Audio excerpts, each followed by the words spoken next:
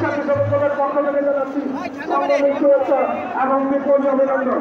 আজকের এই সমাবেশে সমাবেশের উন্নয়ন করার জন্য আমাদের ছাত্রদল যুবদল এবং স্বেচ্ছাসেবকদের ফরিদপুর জেলা, শরীয়তপুর জেলা, রাজবাড়ী জেলা সহ বিভিন্ন জেলা থেকে যারা উপস্থিত হয়েছেন